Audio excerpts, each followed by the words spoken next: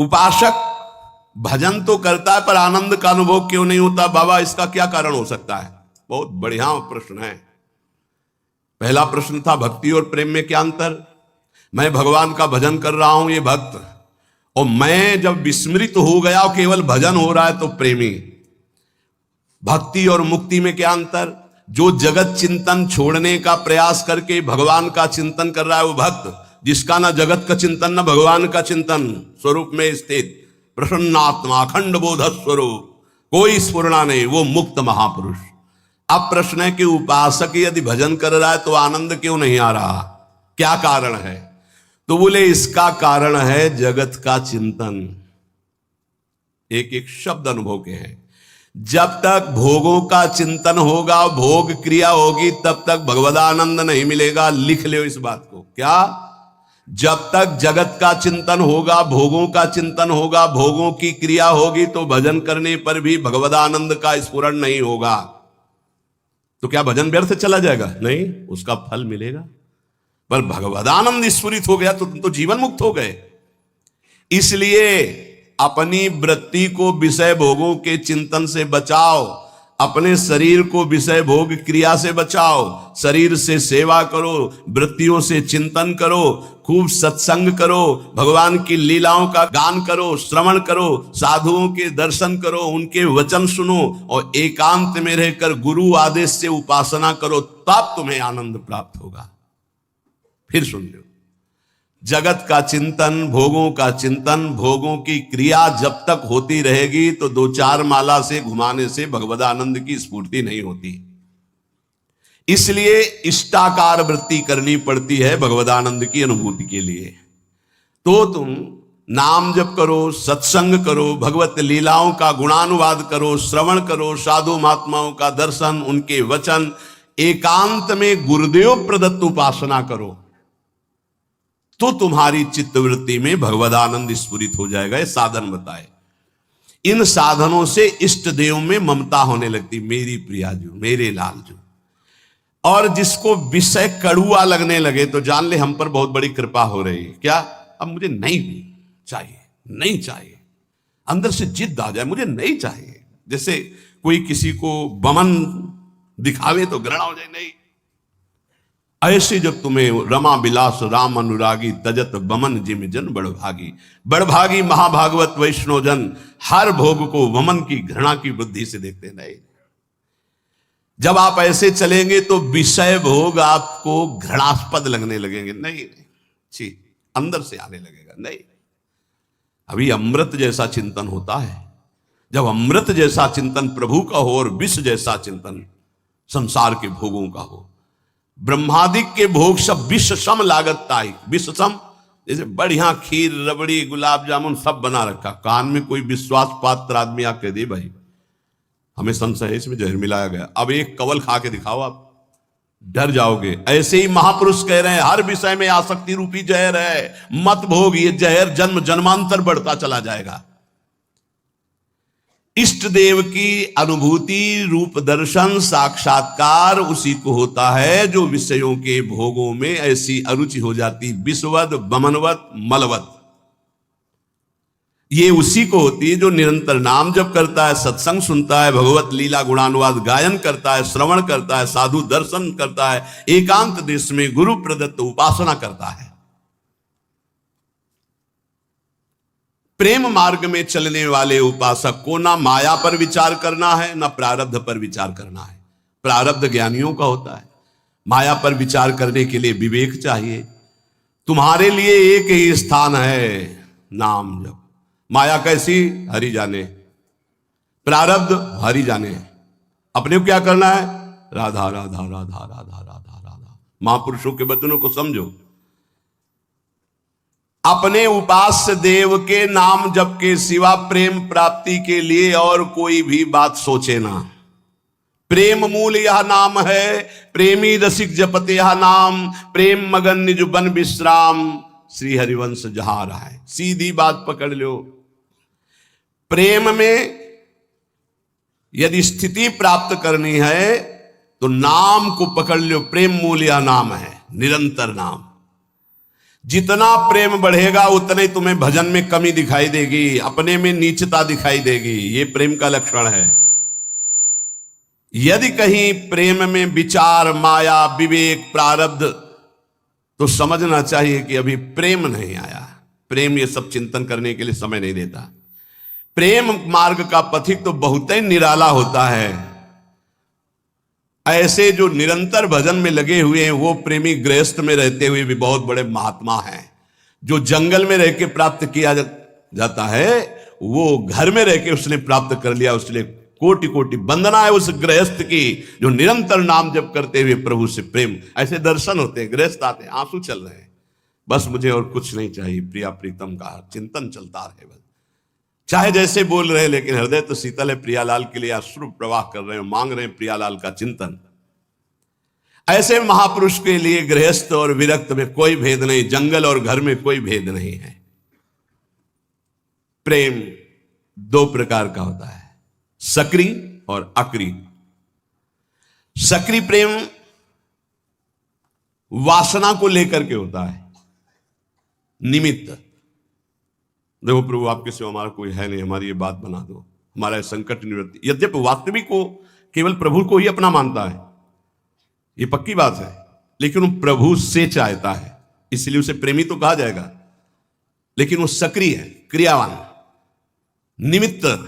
वो निमित्त रहित विशुद्ध सहज प्रेम नहीं है, सहज प्रेम नहीं है, ये सक्रिय है। ऐसे प्रेमियों की कोई खास गणना नहीं होती, मतलब इनका कोई खास महत्व तो नहीं माना गया प्रेमी जनों के बीच में। क्यों? क्योंकि जिस दिन इनकी वासना की पूर्ति हो जाएगी उस दिन से इनका लगाव कम हो जाएगा, ये सिद्धांत है।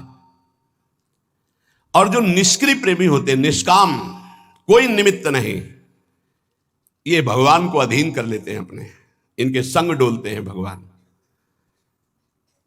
जैसे कोई अत्यंत रूपवती है पर वो अन्य किसी से प्रेम करती है, तो क्या पति उसे अपने हृदय का प्रेम संपूर्ण दे पाएगा? नहीं दे पाएगा। कोई रूपवती नहीं है, गुणवती नहीं है, लेकिन अपने पति की अनन्य है, तो वास्तविक प्रीति को जानने वाला पति उसके हाथ बिक जाएगा। ऐसे हमारे श्री हरि है। यदि आप कहीं अन्य भाव रखते हैं कि मेरा ये काम बन जाए, मेरा ये काम बन जाए, मेरा ये काम बन जाए, हरि को ही बचते हैं माना, तो हरि आपकी वो इच्छा की पूर्ति करेंगे पक्का। जो इच्छा करी हो मन माही, हरि प्रसाद कछ दुर्लभ नहीं, पर वो आपके अधीन होंगे नहीं, आप सौदा कर लिए हो। लेकिन जो कुछ नहीं चाहते हैं वो उस पतिव्रता पत्नी की तरह है जो केवल पति से प्यार करती, फिर पति को अधीन होना पड़ेगा उसके प्यार में। ऐसा वो पातिव्रत धर्म से युक्त अनन्य रसिक उपासक होता है जो अपने इष्ट को अधीन कर। ये जीवन का लाभ यही, क्या मांगोगे? संसार ये तो अपने आप पीछे पड़ा रहेगा। बात ये बाधा रूप में मिल जाएगा जिसे तुम मांगना चाहते हो। चलो तो आगे प्रेम मार्ग में।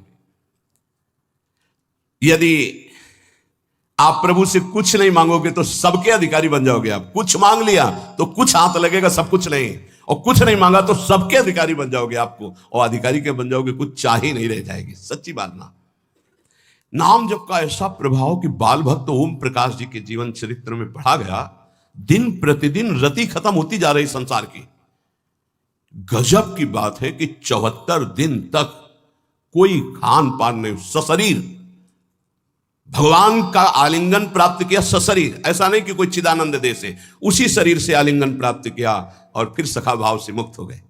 आज भी उनकी समाधि बनी हुई चामुंडा के सामने। ऐसे नाम जप, स्कूल से शुरू किया नाम जप, और ऐसी उच्च कोटि की कम अवस्था में स्थिति प्राप्त कर ली। नाम जप में बड़ी अपार सामर्थ्य है। पर हमें लगता है कि प्रभु से यदि ना मांगा जाए तो बहुत ज्यादा लाभ मिल जाएगा। हम लोग बहुत कमजोर हृदय के मांग कर बैठते। कई बार ऐसी परिस्थितियां आती हैं कि साधक को विश्वास नहीं रहता। विश्वास यूं नहीं रहता जैसे बड़ी भयावह परिस्थिति आने वाली है, और उसको लगता है पता नहीं भगवान जानते कि नहीं जानते, सुना कि नहीं सुना। हे भगवान आप ये काम बना दो, बस आप इस विकट परिस्थिति से निकाल दो नाथ, बस जीवन भर भजन करेंगे आपका, प्रभु प्रभु आप बचा लो बचा लो। तो जब बच गया तो आप देख लेना वो जो आपकी प्रीति थी प्रभु से कम हो गई, आपका जो अपनापन था वो कम हो गया। ऐसे आप अगर 100-200 बार ऐसे मांगते चले जाएंगे तो आपका भजन ही छीन हो जाएगा, आपका भाव नहीं बन पाएगा प्रभु के प्रति। ऐसी स्थिति आ जाएगी। सच्ची कहते हैं, यदि तुम्हें वास्तविक बात समझ में आ जाए मेरी, पूज्य बाबा कह रहे हैं, आनंद ही आनंद तुम्हारे जीवन में रहेगा यदि तुम प्रभु से कुछ ना मांगो तो। जा ही न चाहिए कबहू कुछ, नहीं चाहिए, नहीं चाहिए। वो स्वामी को अधीन कर लेता है, ये बात आप अच्छे से समझ। अगर आपने कुछ स्वीकार कर लिया तो वो फिर बिकेंगे नहीं, वो आप ना ना ना तो वो बिक जाते हैं। ऐसे उदार स्वामी, ये अंदर की बात है, पकड़ लो अगर पकड़ पा रहे हो। तुम मांगोगे तो कोई नाशवान, और जब आप मांगोगे नहीं ना, वो देख रहे हैं तुम जो हाय हाय कर रहे हो कि विपत्ति हटा दो, उससे ज्यादा उनको परेशानी है। आपको विपत्ति में वो नहीं देख सकते। बड़ा सर्वाश्चर्य, मैं मतलब कैसे तुम्हें बताए, बड़ा आश्चर्य में। कल की बात, एक सखी जिसको भारी कैंसर, यहां से ऐसे मवाद बह रहा कि वो बैठे तो पूरा वातावरण दूषित हो जाए, कोई पास ना बैठे, ऐसे कैंसर का स्वरूप। आए और शिष्य आए, उन्होंने कहा कि अब तो मैं मरने आई हूं, बस 2 महीने में डॉक्टर ने कहा मर जाओगे। और कल उनकी रिपोर्ट आई, बताई गई कि कैंसर ही नहीं है। जब उनको 100 साल 1.5 साल से 2 महीने मरना था, 1.5 साल तो हो ही गए। अब वो कह रहे कि अगर 1.5 साल साल कोई स्फुरना ना हुई तो आजीवन के लिए खत्म। क्या लीला प्रभु की, केवल आश्रय, भगवत आश्रय। और वो ये नहीं चाहती है कि हमारा कैंसर ठीक, वो यही चाहती थी कि बस इस रज में प्राण निकले, मैं श्री जी की सेवा में जाऊं। तो श्री जी कहती है, और सुनो हमारा यश, अभी और नाम जप कर लो और फिर आओ हमारे पास। एक बड़ा आश्चर्य देखने को मिलता है कि ये चीजें, विश्वास के लिए कह रहा हूं, ये चीजें मतलब जहां कोई गुंजाइश नहीं है, ऐसी स्थिति है कि जब पहले बार डॉक्टर देखता है तो कहता है बस जितने दिन है उतने दिन है। जहां दिनों की बात थी वहां 1.5 साल तो अब हो गए, और सब हट गया, और स्वस्थ है, कोई दवा नहीं, आनंद पूर्वक ऐसे नॉर्मल दिनचर्या चल। ये क्या है? उन्होंने मांगा नहीं था कि मेरा कैंसर जाए, उन्होंने चाहा नहीं था कि मैं ना मरूं, वो बस यही चाहती थी कि जल्दी मरूं और श्री जी के पास जाऊं। श्री जी के सिवा उनका कोई भरोसा नहीं। उसका चमत्कार देखा। अरे यार, वो सब देख रही है, वो सब जान रही, काहे को मांगोगे, काहे को अपने प्रेम में कलंक लगाओगे? आगे से आगे वो देख रही। नारायण 2 बात सो और अधिक नहीं बात, रसिकन को सत्संग नित, युगल ध्यान दिन रात। सचमुच सचमुच बाबा लिख रहे हैं, नारायण स्वामी कह रहे हैं कि भगवत प्राप्ति के लिए इन 2 बातों से बढ़कर और कोई बड़ी बात नहीं। रोज सत्संग सुनने को मिले और युगल सरकार का नाम जप करते हुए ध्यान करने को मिले। राधा वल्लभ लाल को हृदय ध्यान मुख नाम भगवत प्राप्ति हो गई। 2 ही बात, रोज सत्संग सुनने को। रसिकन को सत्संग नित, युगल ध्यान दिन रात।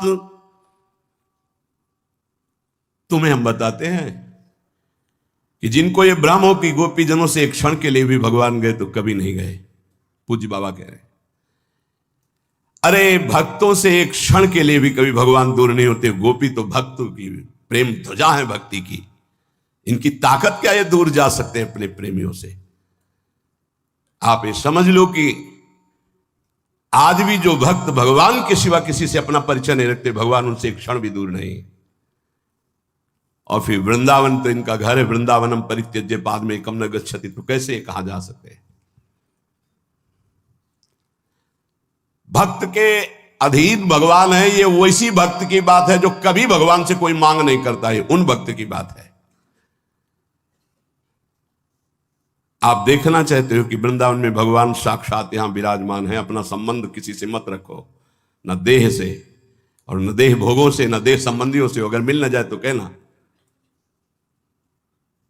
उन गुरुजी का नाम रघुवंशी, शायद रघुवंशी या कुछ ऐसा ही नाम, ये जो धर्म सम्राट करपात्री जी का विद्यालय, संस्कृत विद्यालय है, जो बड़े बड़े महापुरुष जन उनसे पढ़े हैं, उनका ऐसा ही नाम। वो पहली बार जब काशी से वृंदावन आए, बड़े ही महाभागवत, नाम जापक, धर्म मर्यादा के अनुसार, गुरु रघुवंशी को क्या ऐसे स्मरण हमें नहीं है। वो जब आए वृंदावन, तो उस समय और वृंदावन का स्वरूप लता पता सब, तो सीधे पहुंचे जुगल घाट। ये रोड नहीं बना हुआ था, तो उधर से ये पता चला कि परिक्रमा मार्ग में है कहीं, तो यहां था करपात्री जी का। तो युगल घाट पहुंच गए। वहां जब पहुंचे तो अंधेरा होने लगा था, तो सोचा किससे पूछो, वहां कोई दिखाई नहीं दे रहा, तो पहली बार आए थे। नया नया खुला था धर्म सम्राट करपात्री जी का है जो संस्कृत विद्यालय, उसमें वो आचार्य रूप में आए थे। देखा एक पीतांबर पीत वस्त्र धारण किए हुए हाथ में, जैसे गुरुकुल में पढ़ता हुआ विद्यार्थी। गुरु जी दंडवत। दंड हमें लगे कि गुरु जी तुमको जानना चाहते हो। बोले आप मैं विद्यार्थी हूं, सेवा कुंज में रहता हूं। उनको क्या पता क्या सेवा कुंज? अच्छा, वहां कोई गुरुकुल होगा? नहीं, वहां मेरी सेवा रहती है, वहां सेवा में रहता हूं, विद्यार्थी हूं। तो गुरु जी आपको जो संस्कृत विद्यालय में जाना है वो मैं जानता हूं। अच्छा, उसी की तो खोज कर रहे थे। आओ कच्चा रास्ता बना, ये आप जाओगे 500 कदम के बाद आपको मिल जाएगा। तो उनका तुमसे मिलना चाहे तो कभी, गुरुजी हमारी सेवा रहती, सेवा कुंज में आप कभी आके मिल लेना। ठीक है।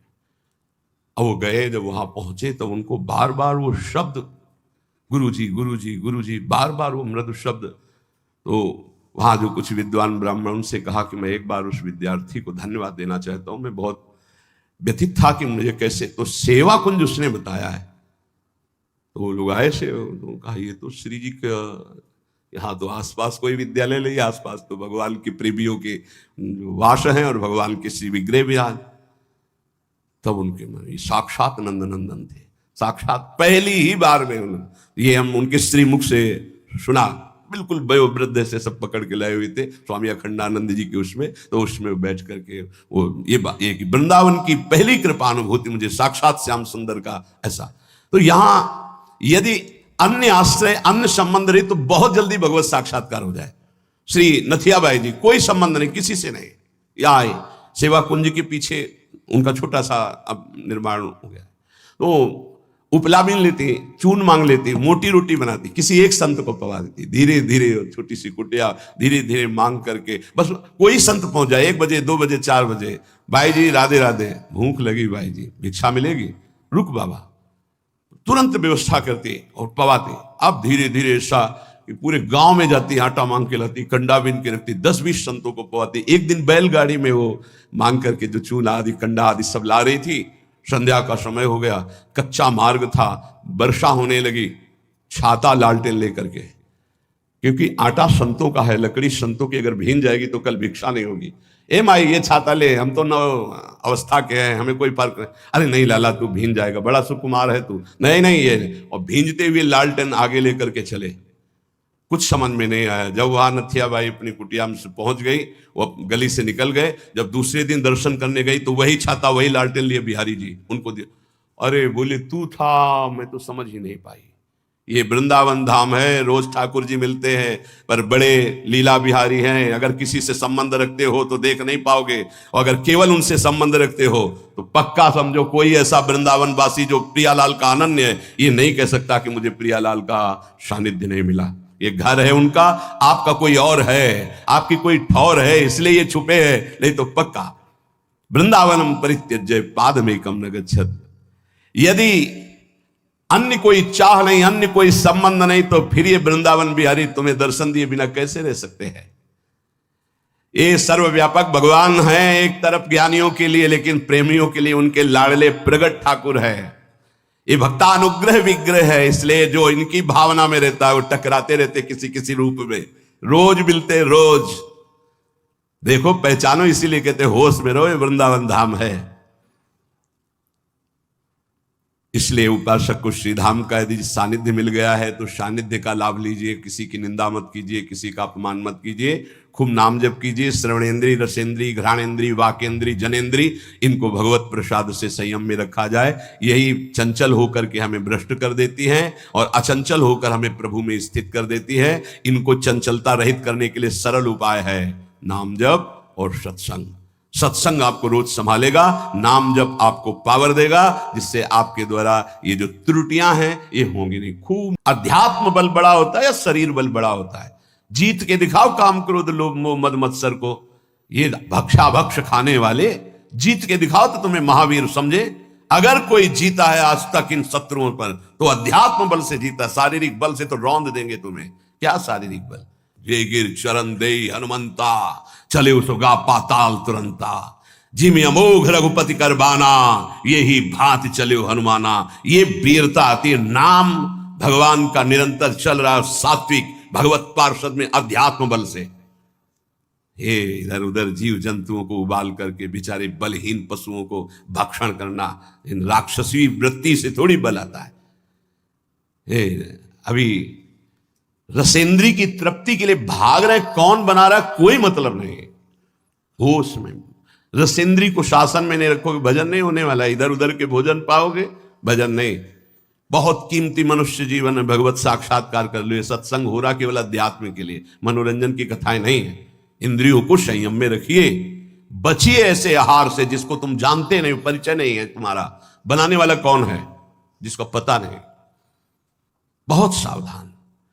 हमें लगता है कि बहुत जानकारी से, पहले कहा जाता था पानी पियो छान के गुरु करो जान के, ऐसे कहा।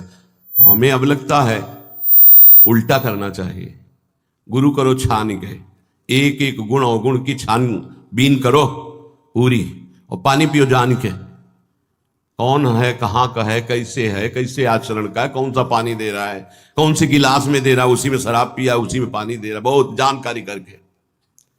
सच्ची मानिए आज जो भजन में उन्नति नहीं, और उसका कारण खान पान विभाग है।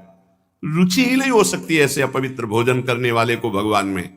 मन मानी तुम खाओ पियो, तुम खूब नाम भगवदाकार वृत्ति चले, ऐसा नहीं हो सकता। सावधान। रसेंद्री को संभालिए खान पान विभाग। अगर आप प्रतिग्रह लेंगे और धनियों की चाटुकारिता करेंगे, रसेंद्री में रहेंगे तो बांटगिरी करेंगे, भगवत चरणारविंद की भक्ति नहीं होगी। एक बार देखा, भ्रमण करने में मतलब बहुत उपलब्धियां प्राप्त होती हैं। सेठ जी गिरदा लगाए तखत में बैठे मूंगफली खा रहे हैं, प्रवचन करता आके चौकी पे बैठे हैं, उनको सुना रहे हो जी, बीच बीच में खोपड़ी। शास्त्र का अपमान और उसके प्रवचन का अपमान हो रहा है, और ये धनी केवल समझ पा नहीं रहा, इसकी दुर्गति पक्की है। कार्य हो रहा भागवती दिखाई दे रहा है।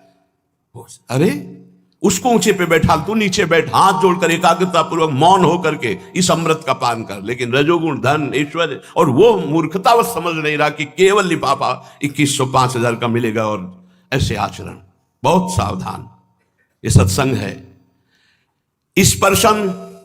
स्पर्श होता है सुखद दुखद या शरीर भोग, त्वगेंद्रिय का सुख होता है स्पर्श सुख। उपासक सावधान। स्पर्श सुख में जितने भी कोमल मुलायम वस्त्र हैं, इनको नहीं स्वीकार करना चाहिए जानबूझकर वैरागी को, और गृहस्थ को अपने अर्थ के अनुसार सात्विक वस्त्र धारण करने चाहिए। विरक्त को ऐसा कोई भी बड़ा कीमती बड़ा सुखद, जितने से काम चल जाए उतने से पक्का समझो। भगवान को प्राप्त करना है तो ये नियम बना लो, कम पैसे की चीज का प्रयोग करना, कम चीज का प्रयोग करना। जितने कम पैसे वाले से काम चल जाए उतने से अपने को चलाना, जरूरत पड़े तो दूसरे के लिए सुख संविधान कर देना, अपने वैसे ही रहना। स्पर्श सुख गृहस्थ में धर्म मर्यादा के अनुसार, विरक्त में पूरी लक्ष्मण रेखा के है। ये सुख सुविधाएं शरीर को कमजोर कर देती है, ध्यान रखना।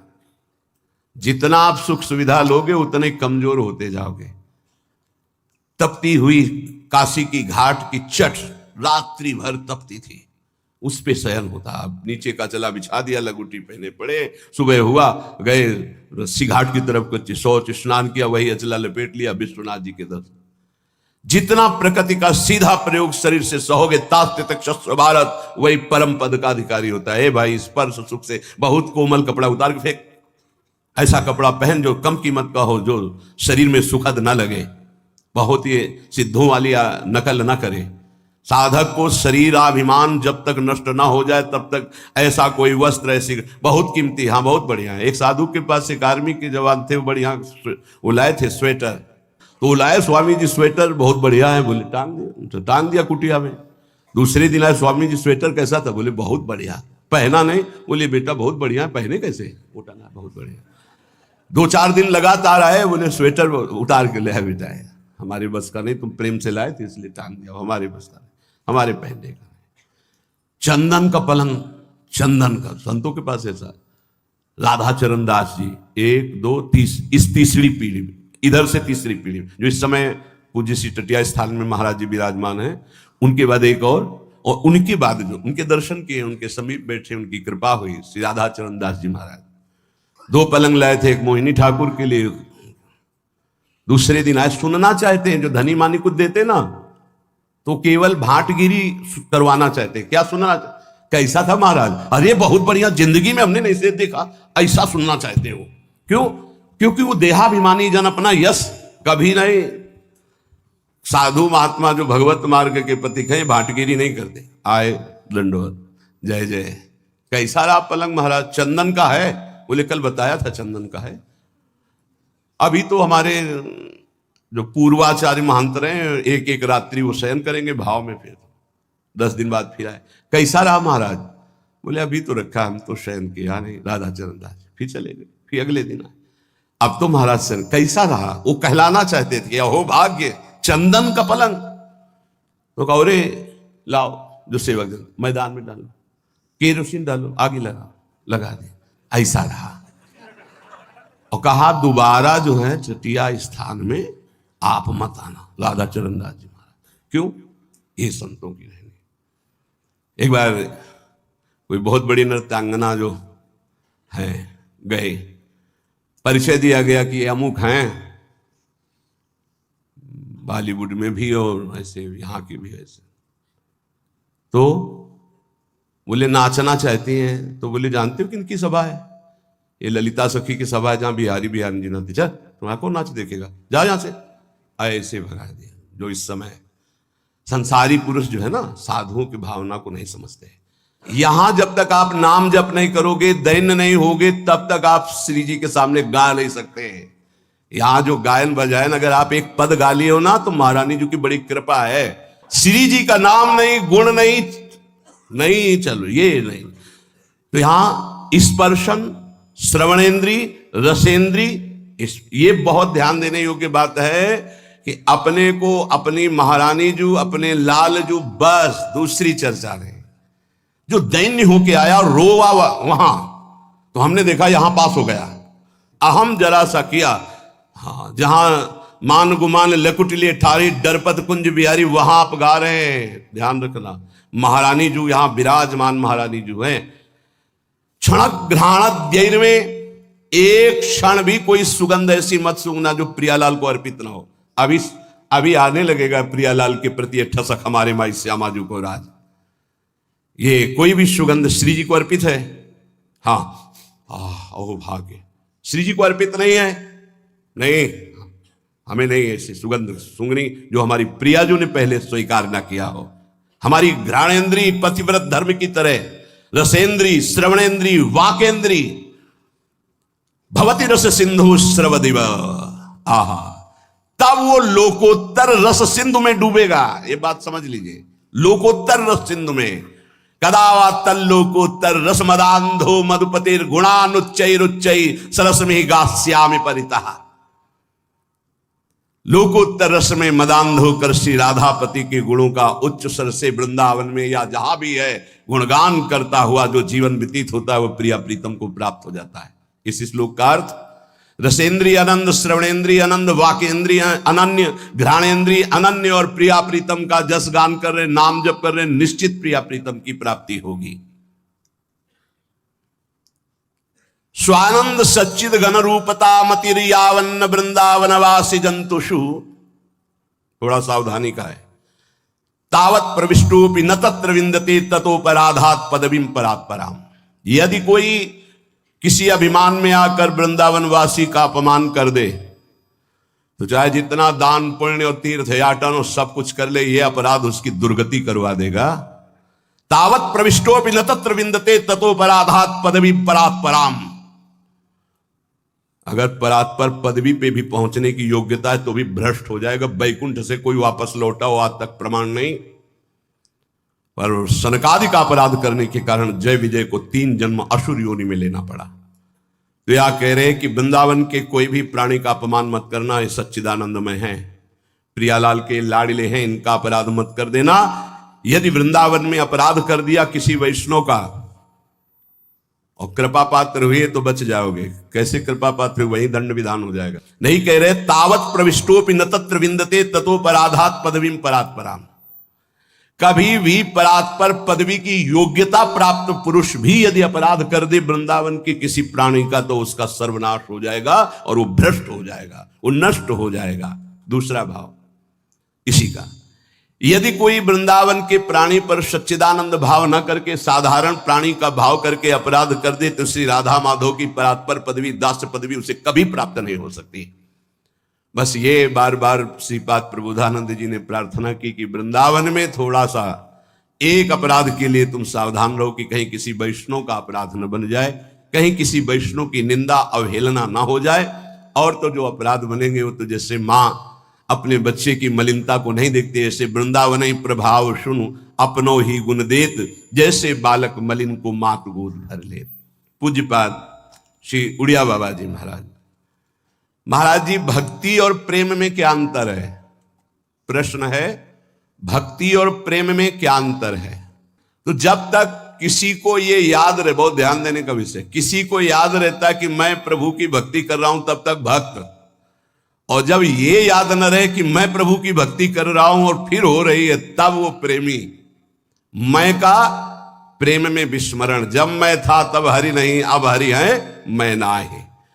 इतना गाढ़ भगवदाकार वृत्ति कि मैं प्रभु का चिंतन कर रहा हूं, ये भी लय हो गया, तब वो प्रेमी। और जब तक मैं चिंतन साधन कर रहा हूं तब तक भक्त। भक्ति और मुक्ति में क्या अंतर है? भक्ति और प्रेम में अंतर सुना? भक्ति और मुक्ति में क्या अंतर है? जब तक जगत की याद छोड़कर भगवत चिंतन करने का अभ्यास किया जाता है उसका नाम भक्ति।